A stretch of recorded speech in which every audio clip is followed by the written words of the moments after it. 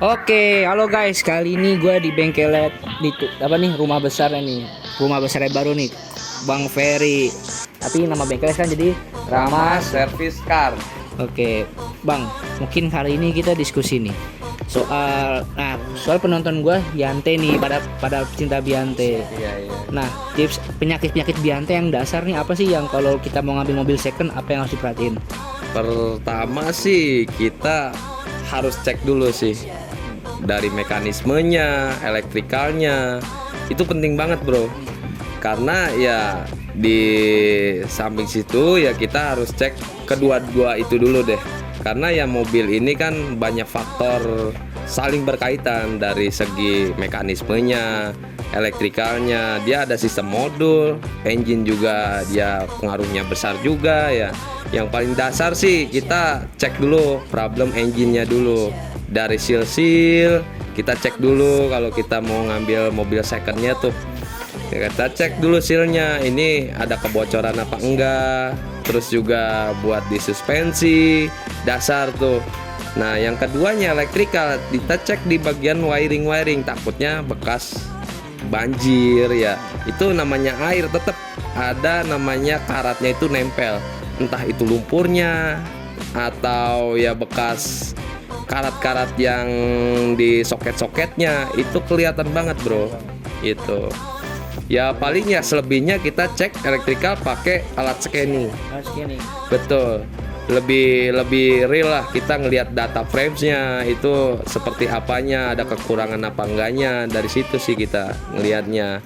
Kalau dari mekanisme sih gampang sih itu ngelihatnya, dari segi noise mesinnya seperti apa tuh. Ya kalau selebihnya sih kebanyakan kalau buat Biante sih kaki-kaki sih, Bro. Kaki penyakitnya. Betul. Yang sering lazim kita ganti di bengkel kita itu shock breaker depan, terus bearing hub belakang yang sering bunyi dengung itu ketika diputar roda itu bunyi, itu kasar banget. Yang sering sih itu sih, sama ya kerusakan di bagian oil yang di bagian power steering itu. Itu pun kebocoran itu dari seal itu. Banyak juga sih faktor, karena ya namanya seal kan karet, dia semakin lama ya semakin keras juga sih, Bro. Jadi buat tahanan minyak fluidanya dia itu ya makin berkurang juga gitu. Itu sih maintain sih itu. Paling itulah yang kita sampaikan tuh buat para penggemar mobil Biante tuh.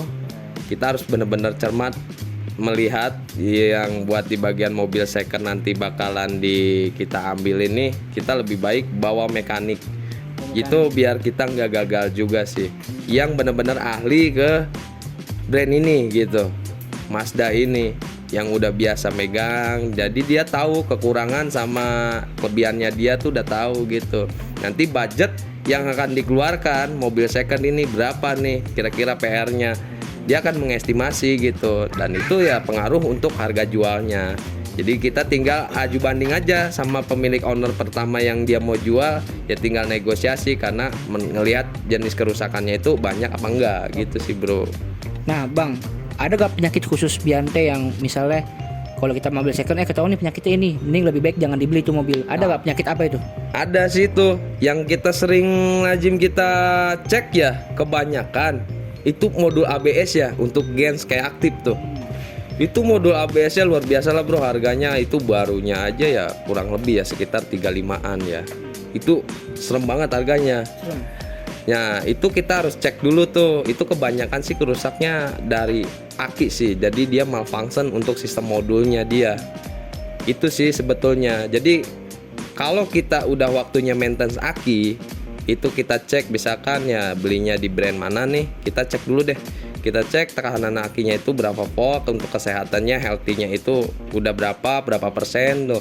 Ketika itu udah disaranin, lebih baik kita ganti aja deh. Soalnya buat modul ini ya saling berkaitan banget mobil ini. Jadi yang sering kena tuh yang parah modul ABS ya, Bro gitu. Jadi Ini sama kayak mobil gua nih, jadi kebetulan lagi pengen ganti aki kan gitu. Jadi kalau Mazda jangan sampai drop gitu ya. Iya betul. Dulu Serena gua sampai drop pernah, nggak sengaja gitu kan. Nah, kalau ini jangan, banget itu. kalau ini jangan pernah gitu ya. Jangan itu, soalnya ya dia berkaitan semua sih ke modul TCM-nya, ABS, semua dia berkaitan elektriknya. Namanya dia kan mobil, bukan mobil kaleng-kaleng bro. Dia dipakainya nyaman juga ketika di jalan, noise ada ataupun elektrikal nyala kan kita yang awam itu ngeri ya gitu.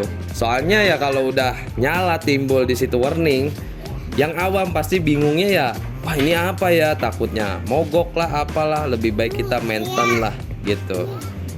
Oh ya. Oh iya, terima kasih. Oh jadi itu tuh. Nah untuk ini bang, perawatan nih. Tadi kan kalau ngambil mobil Biante tadi ya soal kelistrikan, kalau Iya. bisa bawa montir yang memang Betul. bisa cek ada kelistrikan ya. Semua kedetek ya karena ini computerized semua ya. Betul. Gitu. Nah ini banyak yang nanya nih dari komen-komen.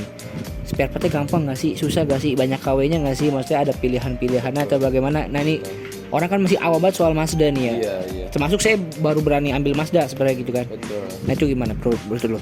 Kalau menurut gua sih kalau dikatakan susah sih enggak, karena ya dealernya tersebut pun masih berdiri kokoh gitu. Pertama buat originalnya itu kita fix bagus banget kalau buat originalnya. Terus jangan khawatir juga buat para pengguna mobil Mazda ini, ada kok barang OM-nya juga kita. Ya menurut ngelihat doku-doku lah, misalkan agak sedikit kurang, kira-kira ini aman gak nih buat pakai yang OM? Ya kita harus cermat memilih barang sih gitu. Kalau dikata si montir tersebut aman dan bisa menjamin, insya Allah aman juga sih itu. Soalnya ya OM-nya udah banyak juga buat Mazda ini. Udah, namanya dunia bisnis pasti banyak persaingan lah gitu. Jadi jangan khawatir buat para pengguna Mazda ini ya, itu kita udah banyak OM-nya juga buat mobil tersebut gitu. Orinya juga ada, terus juga OM-nya juga ada. Jadi jangan khawatir lah. Intinya sih partnya masih banyak di luaran itu. Masalah harga ya tinggal negosiasi sama bengkel tersebut, sama kita juga bisa gitu. Nah ini kebetulan mobil gue Biante Skyactiv. Nah mungkin ada orang yang pengen tahu yang non SA nih, penyakitnya sama apa enggak nih? Karena setahu gue mesinnya beda ya. Beda banget bro. Kalau yang Skyactiv sama non Sky. Kalau yang non Sky itu kebanyakan sih dari sistem pemakumannya.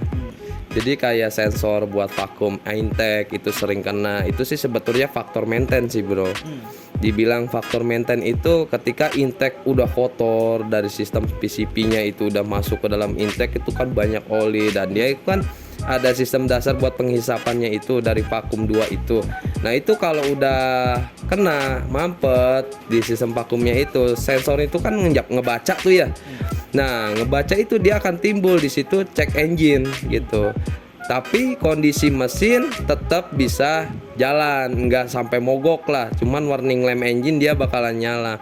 Yang paling sering sih itu yang buat di non Sky. Cuman untuk kaki-kaki penyakitnya sih kayaknya sih nggak beda jauh. Soalnya dari shock aja sering itu dia kita ganti juga.